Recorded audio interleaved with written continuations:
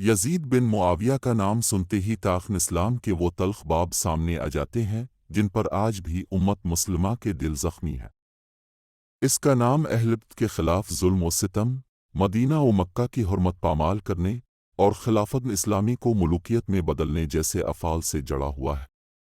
Yazid का तारुफ महज एक हाकिम के तौर पर नहीं बल्कि एक ऐसे किरदार के तौर पर होता है जिसने दीन, उम्मत और सुन्नत रसूल के सामने अपने ज़ाती इक़्तिदार को मुक़द्दिम रखा। इस तहरीर में हम इसके पूरे दूर, अफ़ाल, नियत, अमाल, हुकूमत, ज़ाती रवैयों और उसके बाद आने वाले असरात का जायज़ा मुकम्मल तहक़ीक़ के साथ लेंगे। यजीद बिन मुआविया की पैदाइश 26 हिजरी में दमिश्क या उसके नवाही इलाके में हुई। उसका ताल्लुक़ कबीला कुरैश की शाख बन्नू उमैया से था। इसके वालिद मुआविया बन इब्बी सुफियान इस्लाम के इब्तिदाई दौर में इस्लाम लाने वाले नहीं थे बल्कि फ़तह मक्का के मौका पर ईमान लाए। यजीद की वालिदा मीसून बिन्त बहदिल एक कबीला कलब की अशराफिया खातून थीं जिन्हें मुआविया ने सियासी रिश्तेदारी के तहत अक़द में लिया था। मौरख़ीन लिखते हैं कि यजीद अपनी वालिदा के कबीला के तौर तरीक़ों पर ज़्यादा पला बढ़ा, जहाँ अरबी बदवेत, शराब नोशी, शिकारबाजी, गाना बजाना और दीगर गैर इस्लामी मशग़ले आम थे। यही वजह है कि यजीद की इब्तिदाई ज़िंदगी पर दुनियावी रंग नुमाया था और दीनदारी या रसूल अल्लाह की सीरत से क़ुर्बत नहीं पाई जाती थी। यजीद का दौर इस वक्त शुरू हुआ जब इसके वालिद मुआविया ने खिलाफत को मौरूसी बनाने का इरादा किया। खुल्फ़ राशिदीन के दौर में खिलाफत का इंतखाब शूरा या आम मुसलमानों की मशावरत से होता था, लेकिन मुआविया ने अपने बेटे यजीद को खिलाफत के लिए नामज़द करके इस्लाम में पहली बार मुलूकियत की बुनियाद रखी। हज़रत हुसैन बिन अल, अब्दुल्ला बिन ज़ुब्र, अब्दुल्ला बिन उमर और दीगर बड़े सहाबा ने इसकी मुखालफत की। मदीना मुनव्वरा में इनकान बैत हुआ और यजीद के खलीफा बनते ही उन शख्सियात से ज़बरदस्ती बैत लेने की कोशिश की गई। यजीद ने वलीद बिन उत्बा को मदीना का गवर्नर मुकर्रर किया और हुक्म दिया कि इन अफराद को रात के वक्त बुलाया जाए और अगर बैत ना करें तो कत्ल कर दिया जाए। इमाम हुसैन ने साफ इनकार किया और मक्का मुकर्रमा की तरफ रवाना हो गए, जहाँ से बाद अज़ां कूफा की तरफ सफ़र किया। यजीद की हुकूमत का सबसे सियाह पहलू वाक़े करबला है। 10 मुहर्रम उल हराम 61 हिजरी को यजीद के गवर्नर उबैदुल्लाह बन ज़ियाद के हुक्म पर इमाम हुसैन, उनके अहल और असहाब को करबला के मैदान में महसूर करके शहीद कर दिया गया।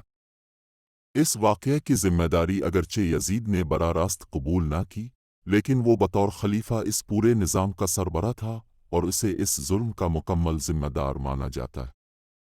करबला में न सिर्फ एक मुक़द्दस हस्ती को शहीद किया गया बल्कि रसूल अल्लाह के खानवादे की तौहीन और बीबूहे को कैद करके दमिश्क ले जाना भी इस्लामी तारीख़ का अलमनाक तरीन वाक़या है। करबला के बाद उम्मत मुस्लिमा में इज़्तिराब फैल गया। मदीना के लोग, जिन्होंने इमाम हुसैन से मोहब्बत रखी, यजीद की हुकूमत से मुतनफ़िर हो गए। 63 हिजरी में अहल मदीना ने यजीद के ख़िलाफ़ बगावत की, गवर्नर को निकाल दिया और ख़ुद मुख्तार इस्लामी हुकूमत कायम कर ली। यजीद ने इस पर इंतहाई ज़ालिमाना रद्द अमल दिया। उसने मुस्लिम बिन अक़बा नामी ज़ालिम जर्नैल को 12,000 का लश्कर देकर मदीना मुनव्वरा पर चढ़ाई के लिए रवाना किया। इस लश्कर ने मदीना में दाखिल होकर 3 दिन तक कत्ल गारत, चोरी, लूटमार और औरतों की बेहुरमती की। हज़ारों अफराद को शहीद किया गया, सहाबा कराम की औलादों को नहीं बख्शा गया और मस्जिद नबवी के अंदर भी घोड़े बांध दिए गए। ये वाक़या वाक़े हिरा के नाम से जाना जाता है और हर मुअर्रिख़ इस पर मातम करता है। इसके बाद जब अहल मक्का ने भी यजीद को तस्लीम करने से इनकार किया और हज़रत अब्दुल्ला बिन ज़ुब्र ने खुद को खलीफा करार दिया, तो यजीद ने एक और लश्कर भेजा ताकि मक्का मुकर्रमा को ज़ेर किया जा सके। इस बार सिपा सालार हसीन बन नमीर था। इस लश्कर ने मक्का पर मंजनकूहे से हमले किए, खाना कबा के पर्दे को आग लग गई और कबा की इमारत को भी नुकसान पहुंचा। मौरख़ीन के मुताबिक उस वक्त हुजन अस्वद भी मुतासिर हुआ। गोया हुर्मत वाले महीनों, हुर्मत वाले शहरों और हुर्मत वाले लोगों को भी यजीद के लश्कर ने मुआफ़ न किया। इन 3 वाक़यात करबला, हिरा اور مکہ پر حملہ نے امت مسلمہ کو یزید سے سخت نفرت میں ڈال دیا۔ اس دوران یزید خود دمشق میں عیش و عشرت کی زندگی گزارتا رہا۔ اس کے بارے میں اکثر مورخین کا کہنا ہے کہ وہ شراب نوشی، گانے سننے، بندروں سے کھیلنے اور دیگر فضول مشغلوں میں مصروف رہتا تھا۔ اسے نہ عبادت کی فکر تھی، نہ شریعت کے نفاذ کی۔ حکومت اس کے لیے ایک کھیل تھا جسے اس نے وراثت سمجھا۔ کئی علماء نے اس کی ذاتی زندگی پر بھی تحقیق کی ہے۔ امام ابن جوز اپنی کتاب الرد علی المتصب العنید میں واضح کرتے ہیں کہ یزید ایک فاسق اور فاجر انسان تھا۔ امام ذہب نے سیر اعلام النبلہ میں بھی اس کی مذمت کی ہے۔ امام احمد بن حنبل سے جب یزید کے بارے میں سوال ہوا تو انہوں نے فرمایا، جس نے یزید کو خلیفہ مانا اس نے اللہ پر ایمان نہیں رکھا۔ یزید کا دور صرف 3 سال 8 مہینے رہا۔ سنہ 66 ہجری میں اس کی موت ہوئی۔ بعض کے مطابق وہ شکار کے دوران گر کر مر گیا، کچھ کے مطابق بیماری سے ہلاک ہوا۔ اس کی قبر دمشق احویرین میں تھی، جو بعد میں مٹا دی گئی یا نشان مٹ گیا۔ اس کے مرنے کے بعد اس کا بیٹا معاویہ بن یزید خلافت پر بیٹھا، لیکن اس نے منبر پر جا کر واضح کیا کہ میرے باپ نے ظلم کیا، میرا اس سے کوئی تعلق نہیں۔